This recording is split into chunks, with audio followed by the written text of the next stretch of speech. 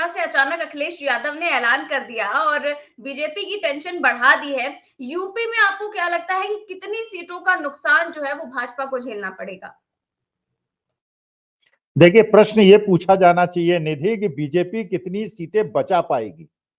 नुकसान की बात अलग है। देखिए, हो सकता है कि जब ये नारा दिया गया था इस बार 400 पार, वो उन्होंने कहा हो इंडिया गठबंधन के लिए।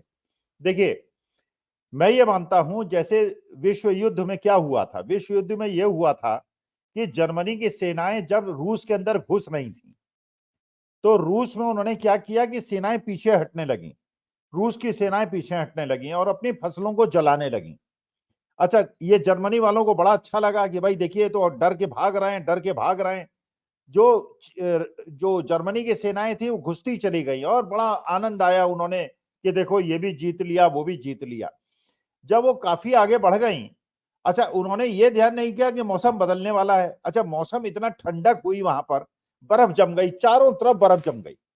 और क्योंकि रूस की सेनाओं ने पीछे हटते हुए सारी फसलें जला दी थी, तो जर्मनी की सेनाएं जो है भूखी मर गई, ठंड से मर गई। देखिए, ये होती है रणनीति, ये होती है कूटनीति।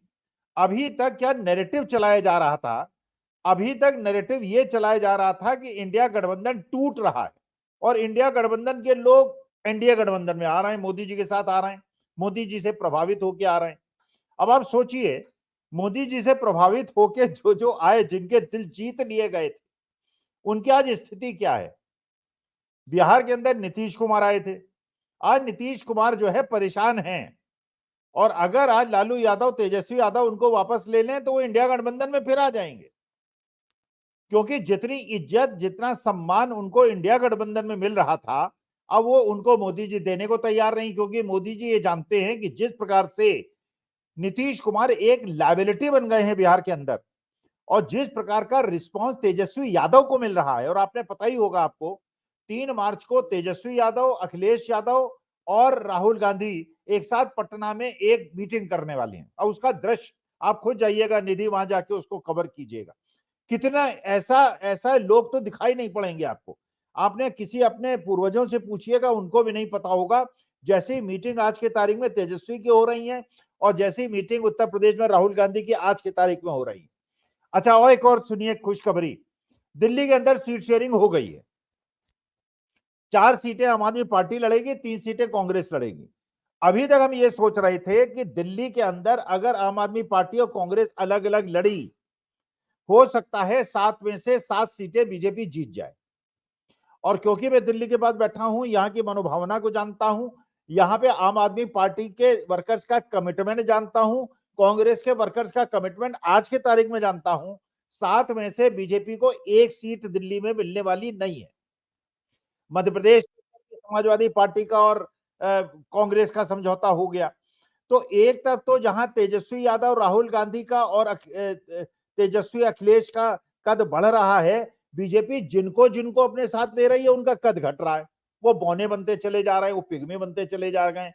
जो जयंत चौधरी साहब हैं वो परेशान हैं, क्योंकि उनके किसान भाइयों जिनकी साथ लड़ाई करने की वजह से चौधरी साहब को भारत रत्न मिला, उनकी आंखें फोड़ी जा रही हैं, वो शहादत दे रहे हैं, उनके शरीरों पे घाव हो रहे हैं और उनको ऐसे रोका जा रहा है जैसे कि कोई हिंदुस्तान के ऊपर पंजाब वालों ने हरियाणा वालों पे आक्रमण कर दिया है या पंजाब वालों ने दिल्ली पे आक्रमण कर दिया है। तो ये नीतीश कुमार को भी इन्होंने चौपट कर दिया, इन्होंने जयंत चौधरी को भी चौपट कर दिया। अशोक चौहान को आज मौका मिल जाए, अशोक चौहान भी कांग्रेस में वापस चले जाएंगे। और देखिए, जिस प्रकार की सीट शेयरिंग हो गई है इंडिया अलायंस में, एनडीए अलायंस में कोई सीट शेयरिंग नहीं हुई है और न सीट शेयरिंग आसानी से हो पाएगी। तो मुझे ऐसा लगता है कि जिस प्रकार का आज परिस्थिति है, और अब फिर एक सोने में सुहागा और कर दिया इन्होंने, सतपाल मलिक पे रेड कर दी। अब सतपाल मलिक पे रेड उस समय कर दी जबकि किसानों पे अत्याचार आप कर रहे हैं। सतपाल मलिक किसान नेता हैं, जयंत चौधरी, छोटे चौधरी भी अपने को कहते थे मैं किसान नेता हूं। अब सतपाल मलिक का भी कद इन्होंने बढ़ा दिया कि किसानों पे भी अत्याचार करोगे और जो भी कहेगा मैं किसान का बेटा हूं उस पर भी अत्याचार करोगे। तो मेरे ख्याल से वही वाली बात सिद्ध हो रही है, विनाश काले विपरीत बुद्धि। आज के तारीख में बीजेपी अपनी जो कब्र है उसको खुद खोद रही है। और ये मैं अगर उनका स्ट्रेटेजिक एडवाइजर होता और मैं अगर स्ट्रेटेजिक एडवाइजर मान लीजिए बहन जी का होता, तो मैं बहन जी से निवेदन करता है या तो भैया इंडिया गठबंधन में चली जाओ या इंडिया गठबंधन में आ जाओ। अकेले अगर आप चुनाव लड़ रही हो इसका मतलब यह है एनडीए जीतने वाला नहीं है। इंडिया गठबंधन जीतेगा तो वो पुरानी फाइलें बंद है तब खुल जाएंगी। एनडीए गठबंधन में चले जाओ, अगर एनडीए गठबंधन में जाए तो आपकी फाइलें शायद बंद हो जाएं। तो इसलिए बहन जी को भी ये निर्णय लेना चाहिए कि या तो इंडिया गठबंधन का आए और भविष्य की अपनी राजनीति, अपने भतीजे की राजनीति को सुरक्षित करें, या एनडीए गठबंधन का इनडायरेक्टली मदद कराने की कोशिश करें और हाशिए पे चली जाएं। इन्होंने जैसे वहां पे बीआरएस का हुआ तेलंगाना के अंदर, जैसे आंध्र प्रदेश के अंदर आप देख रहे हैं रोज मेंबर ऑफ पार्लियामेंट डिजाइन कर रहा है, वहां भी वाईएसआरपी खत्म हो रही है क्योंकि वो बीजेपी की सहयोगी पार्टी मानी गई। वहां अजमल जो हैं वो आसाम के अंदर वो आइसोलेट हो गए क्योंकि वो बीजेपी की भी एक ओवैसी साहब हैं।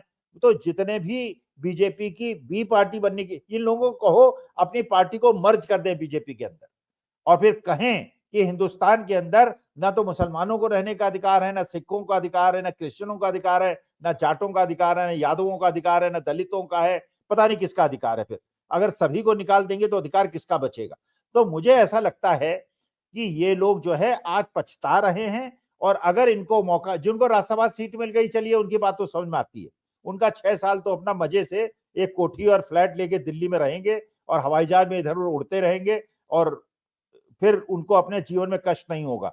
लेकिन जिनको लोकसभा चुनाव लड़ना है और जिनको विधानसभा चुनाव महाराष्ट्र में, हरियाणा में लड़ना है, उनको अब जरूर परेशानी होगी। अगली बार इलेक्शन भी हारेंगे, पैसा भी खराब होगा और उसके बाद ईडी सीबीआई की रेड जब इंडिया गठबंधन जीतेगा तो इनके घरों में होगी, तब इनको कितनी परेशानी होगी ये इसका अंदाजा लगाने की कोशिश कर रहे होंगे। बीजेपी आरोप लगा रही है जो है इंडिया गठबंधन पर कि ये लोग सीट शेयरिंग नहीं कर पा रहे हैं, लोगों के बीच बात नहीं बन रही है। और आप देख रहे हैं कि महाराष्ट्र में तो मारामारी मची हुई है, अजीत पवार गुट हो या फिर शिंदे गुट हो और बीजेपी के बीच में सीट शेयरिंग को लेकर। कोई कह रहा है 12 सीटें देकर एहसान कर दिया है क्या, तो कोई कह रहा है कि हमें तो सीटें कुछ मिली ही नहीं। तो अगर वहां पर भी इसी तरह से अगर खींचतान देखने को मिलेगी तो महाराष्ट्र में तो भाजपा का खेल बिगड़ सकता है। नहीं, खेल तो ऑलरेडी बिगड़ गया है भाई। अभी आप एक संभावना और निधि आप इग्नोर कर रही हैं। अरे अजीत पवार को जितनी भी सीटें मिलेंगी और एकनाथ शिंदे को जितनी भी सीटें मिलेंगी और नीतीश कुमार को जितनी भी सीटें मिलेंगी, अपने चुनाव चिन्ह पे इन्होंने चुनाव लड़ा है। और जो अपने चाचा को धोखा दे सकता है और जो एकनाथ शिंदे अपने बाला साहब ठाकरे के बेटे को धोखा दे सकता है और नीतीश कुमार जो जातीय जनगणना कराई थी उसके सिद्धांतों को धोखा दे सकता है, इसकी क्या गारंटी है कि इंडिया गठबंधन में वापस नहीं आ जाएंगे? तो बीजेपी जो भी इन्हें सीटें एलोकेट कर रही है वो अपने खतरे पे, अपने रिस्क पे कर रही है। ये तीनों पार्टियां इलेक्शन के पहले या इलेक्शन के बाद सीटें जीतने के बाद फिर इंडिया गठबंधन में वापस आ सकती हैं। माननीय मोदी जी को इस चीज का ध्यान रखना चाहिए। बिल्कुल ठीक बात है सर। और अभी मैं देख रही हूँ तेजस्वी यादव जो है वो जनता को संबोधित कर रहे हैं और कह रहे हैं कि नीतीश तब मेरे पास आए थे और उन्हें ऑपरेशन लोटस का काफी डर था और कह रहे थे कि मेरी पार्टी को जो है बचा लीजिए। और अब वो अपने स्वार्थ के लिए छोड़कर चले गए हैं और विधानसभा चुनाव में, अब की विधानसभा चुनाव में उनकी जो है सीटें, 20 सीटें आना भी काफी मुश्किल है। और जो इंडिया गठबंधन है या फिर जो आरजेडी है वो अकेली इतनी सीटें ले आएंगी जितनी जो है तेजस्वी की ले आएंगी, उससे डबल। नहीं नहीं, पता नहीं तेजस्वी ऐसा क्यों कह रहे हैं कि एनडीए गठबंधन की 20 सीटें आ जाएंगी। देखिए जिस प्रकार का रिस्पांस तेजस्वी को बिहार के अंदर मिल रहा है और जिस प्रकार का रिस्पांस राहुल गांधी को मिला है, अभी तो चिराग पासवान भी देखिएगा आ जाएंगे, अभी तो सहनी साहब भी आ जाएंगे, अभी तो देखिए कौन कौन आएगा और जो रह जाएगा वो भी एनडीए गठबंधन से सीटें लेकर वहां पे इलेक्शन एक आध दो सीटें जीतकर वो भी इंडिया गठबंधन में आ जाएगा। मोदी जी को इस समय बहुत सतर्क रहने की आवश्यकता है। अपने बीजेपी वालों को ज्यादा से ज्यादा सीटों पे इलेक्शन लड़ाएं और जो लोग दूसरे को धोखा देके इनके पास आए हैं वो उन्हें अपने सिंबल पे अगर इलेक्शन लड़ने दिया और जीतने के बाद वो इंडिया गठबंधन में चले जाए तो गुजराती भाइयों आप लोग क्या करेंगे? सारा हिंदुस्तान अगर आपस में संगठित हो गया तो अकेला गुजरात, महाराष्ट्र, तमिलनाडु, उत्तर प्रदेश, बिहार, उड़ीसा, असम, वेस्ट बंगाल इसका मुकाबला कैसे करेगा? तो मैं तो गुजराती भाइयों से निवेदन करता हूं कि जरा थोड़े सतर्क रहे और जिससे भी जो भी मोदी जी के पास आना चाहता है उससे कहे कि आप बीजेपी की सदस्यता लीजिए और बीजेपी के चुनाव चिन्ह पे इलेक्शन लड़िए। अगर ये चुनाव चिन्ह पे सीटें एलोकेट करा के और बाद में पलटी मार गए तो इन पलटी मारों पे ज्यादा भरोसा मत कीजिए, वरना आपको बहुत बड़ा धोखा होगा। As a adviser, as a professor, मेरी तो देखिए कर्तव्य है मैं सबको राय दूं। अब मेरी राय जो मानता है माने, जो ना मानता हो ना माने। बिल्कुल सर। और सर कल जो ऐलान हुआ है, क्या मोदी जी के सपने पर जो वो 400 पार के नारे का ऐलान करते हैं और कहते हैं कि बीजेपी 400 पार हो जाएगी इस बार, क्या लगता है उस पर पलीता लगता हुआ दिख रहा है? देखिए निधि जी, जितना चुनाव को और राजनीति को मैं जानता हूं और जितना मैं एनवायरनमेंट को स्टडी कर रहा हूं, अगर चंडीगढ़ जैसा खेल नहीं हुआ, अगर ईमानदारी से इलेक्शन हुआ, बीजेपी को 2 सीटें नहीं मिलेंगी। हो सकता है बड़ौदा और सूरत की मिल जाए, क्योंकि गुजरात के अंदर है बड़ौदा और सूरत। बाकी देश के अंदर मुझे कहीं कोई गुंजाइश नजर नहीं आती। जिस प्रकार से राजनाथ सिंह की गर्दन निकाल देते हो, बेचारे माला पहनने के लिए गर्दन घुसा रहे थे, उनकी गर्दन, तो उत्तर प्रदेश के राजपूतों की मर्यादा का हनन आपने कर दिया। सतपाल मलिक को करके किसानों और जाटों की मर्यादा का आपने हनन कर दिया। चौधरी जयंत सिंह को बेचारों को, अब जयंत चौधरी त्रिशंकु की तरह लटके हुए हैं। आपने कहानी सुनी होगी ना त्रिशंकु की, वो स्वर्ग जाना चाहते थे, ना स्वर्ग जा पाए ना धरती आ पाए, बीच में लटके हुए थे। अब 10 दिन बिल्कुल हो सर, गया वहाँ जयंत तो चौधरी। 7 सीटें मिल रही थी, यहाँ पर तो 2-3 सीटों को लेकर मामला फंसा हुआ है। और क्या लगता है कि जयंत चौधरी जो है वो फिर से पलटी मार सकते हैं? नहीं, अब पलटी मारेंगे भी तो उनकी भद पिटेगी, अब उनको 7 सीटें कौन देने वाला है। वहां मुजफ्फरनगर में कोई लोग से बात हुई मेरी, वो कह रहे चवन्नी गई और रुपया आ गया। अब ये मैंने पूछा यार इसको जरा डिटेल में एक्सप्रेस करो। कहने लगे जयंत चौधरी तो कह रहे थे मैं चवन्नी नहीं हूं, बन गए चवन्नी, और रुपया है हमारा चंद्रशेखर। अरे चंद्रशेखर के पास 17% वोट है और जयंत चौधरी के पास अब कोई वोट नहीं, सब सतपाल मलिक के पास है। तो मेरे ख्याल से जयंत चौधरी साहब जो हैं अपना राजनीति छोड़ें। अमेरिका में आईटी प्रोफेशनल थे, सॉफ्टवेयर इंजीनियर थे, वहां जाके अपना मस्ती से सॉफ्टवेयर इंजीनियरिंग करें। ये राजनीति उनके बस की चीज नहीं है और ना नीतीश कुमार की बस की चीज है। नीतीश कुमार बिहार के अंदर कोई जंगल वंगल हो, वहां जाके संन्यास ले और वहां जाके धूनी रमाएं, जैसे माननीय मोदी जी केदारनाथ की गुफाओं में रमाते हैं। और अभी सर किसान आंदोलन की बात करें तो मोदी सरकार जो है वो कहीं ना कहीं बैकफुट पर नजर आ रही है, क्योंकि कल जब किसानों ने आंदोलन का ऐलान किया कि हम दिल्ली कूच करेंगे तो तुरंत ही उन्हें बातचीत करने के लिए बुला लिया गया। हालांकि फैसला कुछ नहीं निकला। और आज मोदी सरकार ने बहुत बड़ा फैसला कर दिया और अचानक से ऐलान कर दिया कि गन्ना खरीद की कीमतों में 8% की बढ़ोतरी की जाएगी अपने आप। तो उसमें जो है कुछ बीजेपी नेता जो है मैंने देखा ट्वीट किया है कि बिन मांगे मोती मिले और मांगे मिले ना भीख। इस तरह से मतलब इस तरह का ट्वीट कर रहे हैं। शर्म नहीं आ रही है कि मतलब हम किसानों को भीख दे रहे हैं या फिर वो अपनी मांगे जो है वो क्या मोती मांग रहे हैं? वो तो अपनी जो है जो भी मांगे कर रहे हैं वो तो जायज है। फिर इस तरह की ट्वीट और इस तरह से जो अभी मोदी सरकार का ऐलान है उस पर क्या कहेंगे? नहीं देखिए, अब यही क्लियर हो रहा है। देखिए निधि, इसका मतलब यह है कि गन्ना किसानों को जो 5 साल में 20 रुपए बढ़ाए थे वो आपने अन्याय किया था और अन्नदाता के दबाव में आपने ये 8% बढ़ाया है। पहली बात तो ये, इसका माने आप एमएसपी की गारंटी दे सकते हैं और दबाव पड़ेगा तो दे देंगे। ये दबाव पड़ा इसलिए आपने 8% दे दिया। अच्छा, दूसरा भी ये सोचिए, क्या केवल गन्ना पैदा करने वाले ही किसान हैं, बाकी जो फसलें पैदा करता है वो भिखारी है?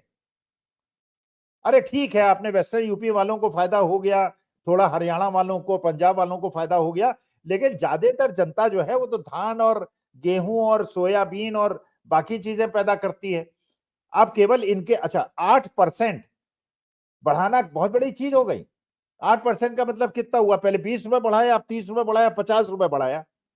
अरे 10% तुमने बढ़ाया 5 साल में, 2% पर ईयर, और इन्फ्लेशन है 6% पर ईयर। जब तक 550 रुपए गन्ने की कीमत ना हो और 15 दिन में भुगतान ना हो, तब तक किसानों की कीमत नहीं निकलती। तो 500 रुपए का गन्ना खरीदो, अभी भी तुम धोखा दे रहे हो किसानों को।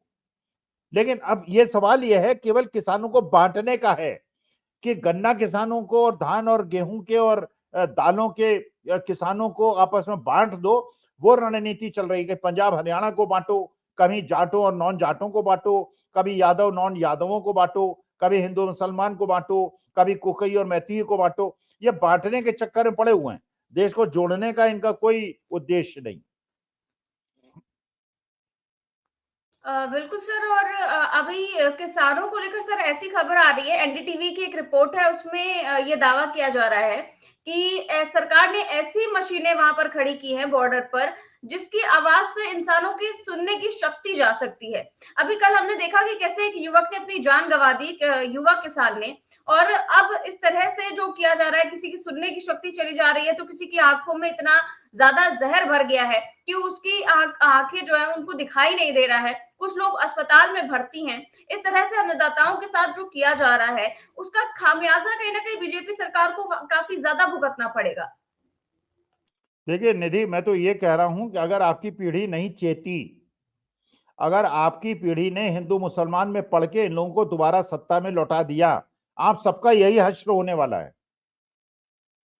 और ये अब जनता को समझ लेना चाहिए। भगवान राम का मंदिर बन गया, प्राण प्रतिष्ठा हो गई, हम जाएंगे, पूजा करेंगे, अर्चना करेंगे, सनातनी हूं इसलिए करेंगे। लेकिन इस प्रकार का, अच्छा ये जो मशीन बनाई थी, क्या ये प्राइम मिनिस्टर हाउस में इसको यूज कर लिया क्या? सत्ता पक्ष वालों की सुनने की क्षमता क्यों खत्म हो गई? ये कहीं उसका ट्रायल रन जो है पीएमओ में तो नहीं हो गया कि मोदी जी अब सुनते नहीं है? मोदी जी केवल मन की बात करते हैं, इसीलिए तो नहीं कि उनको सुनाई नहीं पड़ता है जनता की आवाज। अरे आपको तमिलनाडु की आवाज नहीं सुनाई दे रही, केरला की नहीं सुनाई दे रही, वेस्ट बंगाल की नहीं सुनाई दे रही, कर्नाटका वाले सब रो रहे हैं कि हमारा बजट नहीं दे रहा, हमें पैसा नहीं दे रहे। केवल एक कान से गुजरातियों की सुनते हैं, बाकी देशवासियों की आप आवाज नहीं सुनते हैं क्या? और अगर इस प्रकार की निरंकुशता चलेगी, अपने देशवासियों को बहरा करना है, अंधा करना है, उनको गोली मारनी है। एक बच्चे की आपने हत्या कर दी, वहां पर गोली लगी उसकी कनपट्टी में, उसकी हत्या हो गई। तो अगर इस तरह की चीजें कर रहे हो तो भैया सत्ता छोड़ दो, तुम्हारे बस की नहीं है सत्ता चलाना। जाओ व्यापार करो और जाके अडानी की कंपनी में चीफ एग्जीक्यूटिव ऑफिसर बनो, या जाके केदारनाथ में अपना धुनी रमाओ और वहां पे बड़ी बड़ी रुद्राक्ष की माला पहन के, मैं सनातनी हूं, पूजा केवल आधे घंटे 15 मिनट सुबह करता हूं, बाकी दिन अपने कर्म करता हूं। क्योंकि जो भगवान श्री कृष्ण ने कहा था, कर्मण्यवाधिकारस्ते मां फलेषु कदाचन, तो हमें कर्तव्य का निर्वहन करना है। और राजा जो प्रधान सेवक है, जो देश का प्रधानमंत्री है, उसका कर्तव्य देश की जनता की सेवा करना है। उनको बहरा, अंधा और गूंगा बनाना नहीं है, उनको भूखा मारना नहीं है, उनको 5 किलो अनाज देना नहीं है, उनको स्वरोजगार में, उनको सरकारी नौकरी देकर, उनको अच्छी शिक्षा देकर, अच्छी चिकित्सा देकर, उनको अच्छा देश का नागरिक बनाना है। अगर बहरा बनाना चाहते हैं आप देश को, तो देश की जनता को बहरा बना दीजिए। लेकिन पूरे विश्व में भारत की थू-थू हो रही है, भद्द पिट रही है, और मेरी भारत माता का जिस प्रकार से पूरा विश्व में अपमान हो रहा है, इससे मैं दुखी हूं। और निधि, आप अपनी भी जनरेशन वालों से ये चक्कर में मत पड़िए कि हिंदू राष्ट्र बनेगा और ये बनेगा। कुछ नहीं बनेगा, देश को बर्बाद कर देंगे, देश टूट जाएगा। देश को बचाने के लिए आपकी पीढ़ी के ऊपर कंधा है। हम लोगों ने जो अपने माँ बाप से अच्छा हिंदुस्तान पाया है, वही हिंदुस्तान हम आपको देना चाहते हैं। अब आप लेना चाहें तो अच्छा, नहीं लेना चाहे तो आप जाने, आपका काम जाने। बिल्कुल सर।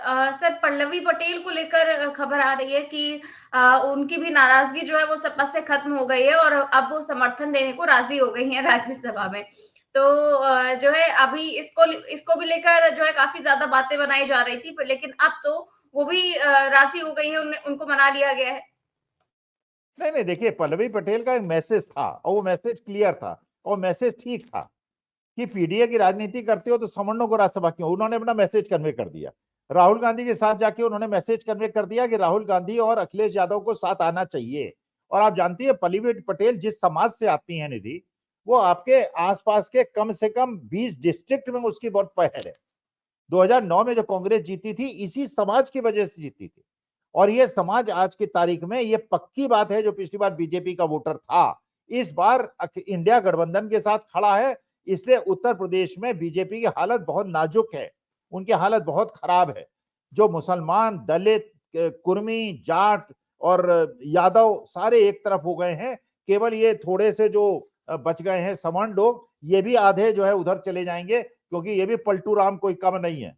ये भी मायावती के साथ लग लिए थे, इस बार अखिलेश यादव और राहुल गांधी के पीछे लग लेंगे और अच्छी अच्छी गद्दियां स्वीकार कर लेंगे। तो ये भी बड़े आनंद वाले लोग हैं, ये बहुत दिन बीजेपी के साथ टिकने वाले नहीं है।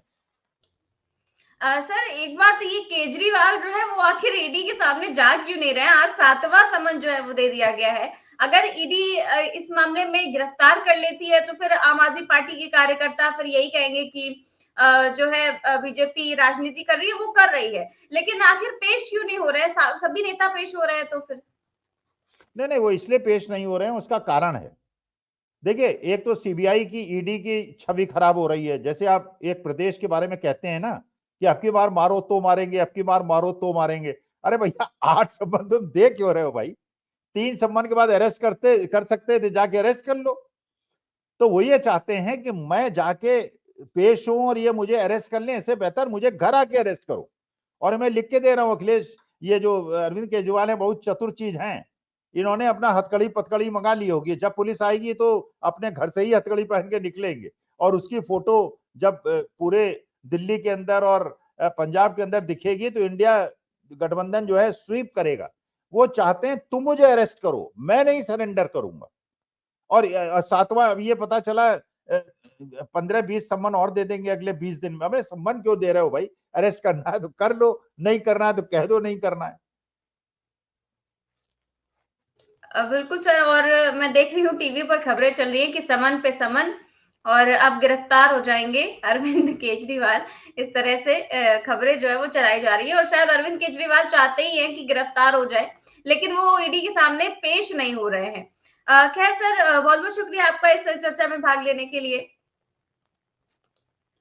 तो आप देख रहे हैं कि पहले यूपी में गठबंधन का ऐलान हुआ, इसके बाद दिल्ली में भी गठबंधन का ऐलान हो गया है और अब जो है वो मध्य प्रदेश में भी सपा और कांग्रेस के बीच बात बन गई है और कई राज्यों में भी जो है बात बनने की खबरें आ रही हैं, सीट शेयरिंग की खबरें आ रही हैं, चाहे वो बिहार हो चाहे झारखंड हो, हर जगह पर जो एक पॉजिटिव खबरें हैं वो सामने आ रही है। फिलहाल कैसी लगी आपको ये चर्चा में कमेंट बॉक्स में जरूर बताएं। चैनल को सब्सक्राइब करें और ज्वाइन भी करें। नमस्कार।